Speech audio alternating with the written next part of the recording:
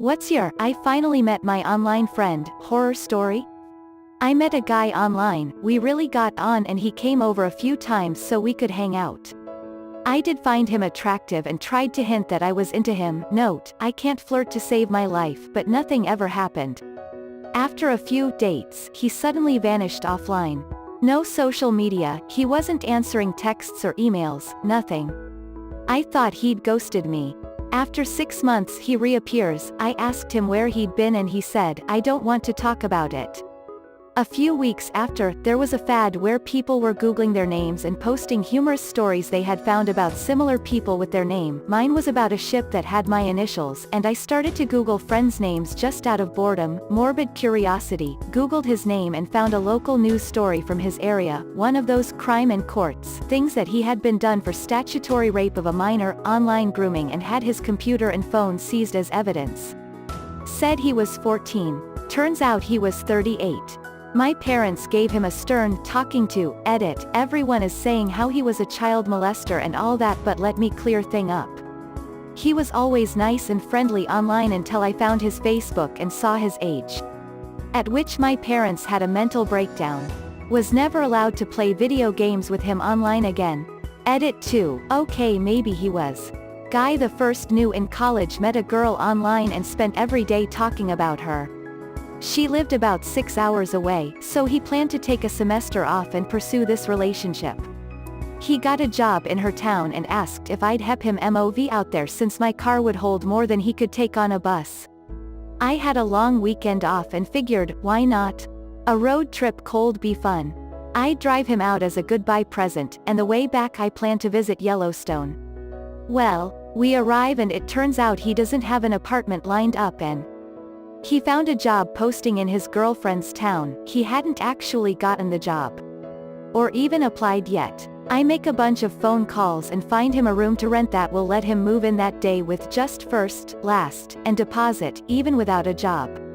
I'm tired and disgusted with his lack of planning, but figure it's worth staying the night and trying to end things on good terms with my buddy. Then he breaks down and confesses that he hasn't actually met this girl. The nights he spent video chatting with her were really just him watching her vlog and jacking it. They've never talked, never texted, never even emailed. Hell, he's never even left so much as a comment or like on one of her videos. She genuinely still doesn't know he existed.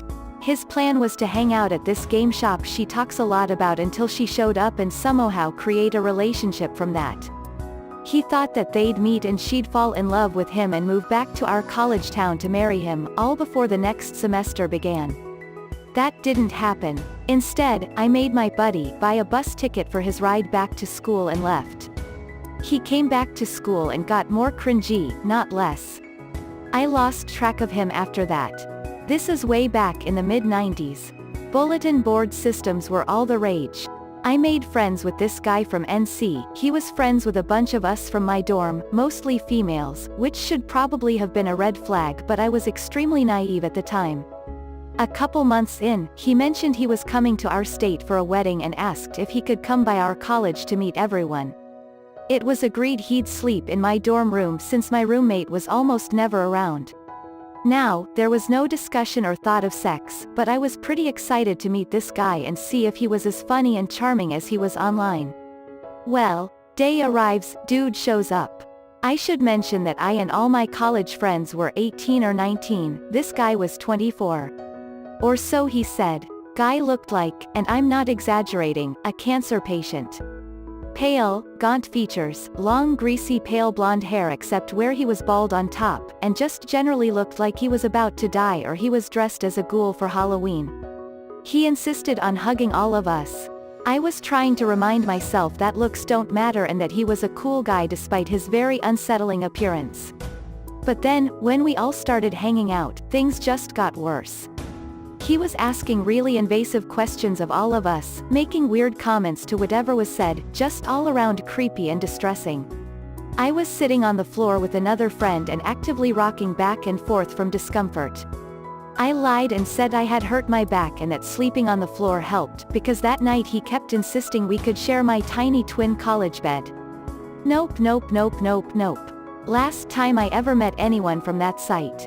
I don't know if it's a horror story, but it how I ended up where I live now. I played WoW for years with a pretty regular group, got to know them offline, and at one point two of them, a couple, invited me to move across the country. At the time I didn't have anything tying me to where I was, so I packed up and moved. Got out here, moved in with my friends, and everything seemed okay. My buddy was a long-haul driver, so he was always gone for days at a time. His girl would try to set me up multiple times with two of her friends at the same time, one in Minnesota. I ended up having a hard time finding work for a while, finally got a job though and was putting some money away while helping watch their kids. Out of nowhere one day my buddy accuses me of trying to fool around with his girl. Nothing had ever happened, but I had noticed her spending more and more time in my room when he wasn't there. I knew his history, and his previous relationship had ended after she cheated with a friend of his. He wouldn't listen, so I got kicked out without any warning, and they stole about $1,000 worth of my stuff and later moved. Ultimately it all worked out for me. Cut the friend and his girl out of my life completely and moved on. Now I have a good job here, wife and kids. Edit clarified that I cut out the friend and the girl, lol, not my wife and kids. We were friends online for years. We'd meet up every so often, and when we started families we'd meet up and take the kids to the zoos or whatever. She wanted us to go on a cruise together, with our husbands and kids. I made the comment towards the effect of, "We can't afford that," and she went nuts. "We shouldn't have had kids if we can't afford them, we shouldn't have more children, our life sucks blah blah blah," because I didn't want to go on a goddamn cruise with her and her bratty ass kid. Sounds like a nightmare. After college ended I was playing a game called EVE Online. I was in a corporation with a dude who I thought was the coolest. He had sold shit in game for real world money and had built a supercomputer. He had a smoking hot girlfriend, and had pictures of them rock climbing doing some super cool shit. He was also like a head chef where he worked, and since I was a chef as well, I had a little bit of a bromo crush on him. He told me after I graduated that he could hook me up with a manager job, and all I had to do was move up there. I sold everything I owned that day at a pawn shop and bought a U-Haul and started driving. 1 hour before I got there, it was like a week-long drive, he called me and told me the job was no longer available and I should come. When he found out how close I was he said to just come anyways. When I got there I was completely blown away. They lived in a disgusting Section 8 apartment with 4 other people, in a 1-bedroom apartment. They had like 3 cats, which I am allergic to, and a kid as well. Day 1 it was all drugs and partying. I did not partake. I was not enthused. Day 2 I went into the city looking for a shit job to survive. I got one. It was shit. Day 3 my buddy tells me we're all moving out and into a nice apartment. Week 3 we actually move into a new apartment, and the first night in that apartment he starts beating his smoking hot girl in front of their kid. The second time he beat her, I called the cops. Him and his girl immediately said I was the bad guy and that they were just loving each other. They had the cops escort me from the apartment. So there I was, 1,700 miles away from home, homeless at 2 a.m., and it's fucking raining on all my shit. Lars, you are a sack of shit and I hope you die of space herpes. A guy in a forum for a specific hobby would talk to me a lot, but never revealed his real identity. Until out of the blue he suddenly asked me to please come to see him in hospital, where he died a few weeks later. Not a horror story, but definitely weird.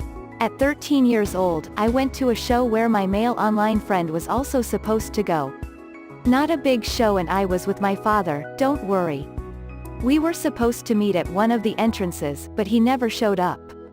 When I asked him about it later, he said he must have been at the wrong entrance. Over time we stopped talking for no reason really. A few years later, one of our mutual online friend told me she learned that the guy in question was actually a girl.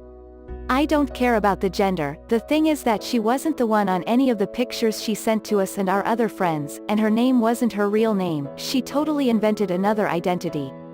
The worst part is that another of our friend even told us she got pregnant from him. I don't know if she asked her to fake a pregnancy, or if it was her own idea, but that was really weird. Wonder what other thing she lied to us about. I used to play WoW with my now ex. Our guild leader actually wound up moving to our state with his wife. My ex and I broke up before we got the chance to hang out with the guy, and right after the breakup he messaged my ex essentially asking if it was cool if he and his wife got me drunk and took advantage of me. Ex showed me screenshots when I was getting my stuff from his place and I cancelled my plans to meet the guy and his wife. My ex had been physically abusive and broke up with me to date the girl he'd cheated on me with.